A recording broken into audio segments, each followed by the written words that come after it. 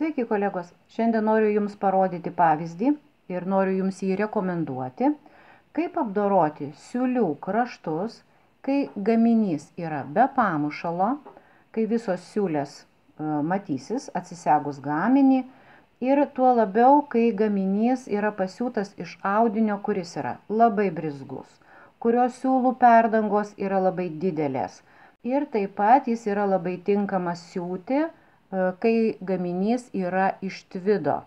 Jūs turbūt jau žinot, kas tai yra tvidas, koks jis yra kaprizingas, kaip jisai byra, kaip jisai slidinėja. Taigi, pradedam, parodysiu viską nuo pradžių.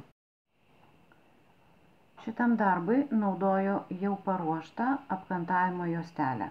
Jinai gali būti ir atlasinė, ir medvilninė. Juostelės plotis yra 2 cm. Taip, 2 cm, mano siūlės plotis yra 1 cm. Dabar susiūsiu šitą siūlę, kartu prisiūdama ir apkantavimo juostelę, kuri ir sutvirtins šitos siūlės susiuvimą. Atlenkiu vieną apkantavimo juostelės palenktą kraštą ir dedu jį taip, kad jisai sutaptų su mano susiuvimo siūle.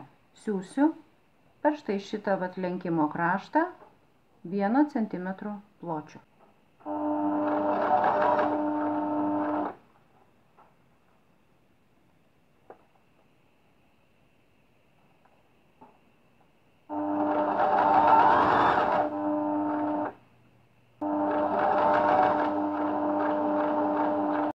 Prisiuvus juostelę, jeigu reikia, jeigu kraštai nubrizgo, jos pakerpame šiek tiek ir tada lenkiam juostelę į priešingą pusę. Štai taip.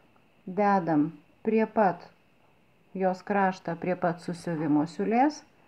Jei reikia, prisidaigstom ir tada susiuvam 1 mm nuo krašto. Va štai čia. Peltakis matysis iš šitos pusės ir iš šitos pusės. Jeigu norite, galite šitą kraštą pakirpti dar šiek tiek daugiau, tada palenkinėti tą juostelę šiek tiek jau už susiuvimo siūlės į štai šitą pusę.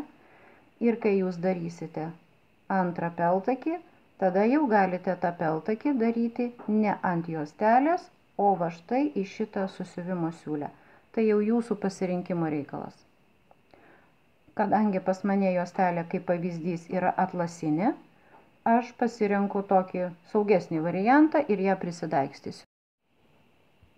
Na štai, prasiuvau per vieną juostelės kraštą, va taip atrodo iš kitos pusės, irgi peltakis yra nusiūtas irgi per kraštą, jie yra prasiūti vienodu atstumu.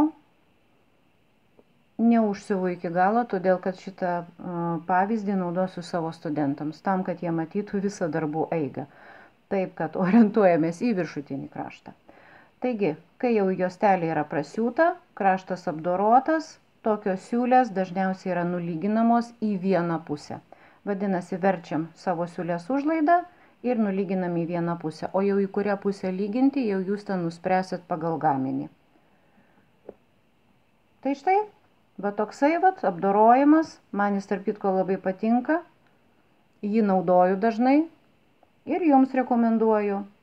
Tikiuosi, pamoka buvo naudinga, iki kitų susitikimų, su jumis buvau aš, Ramunė Savelienė.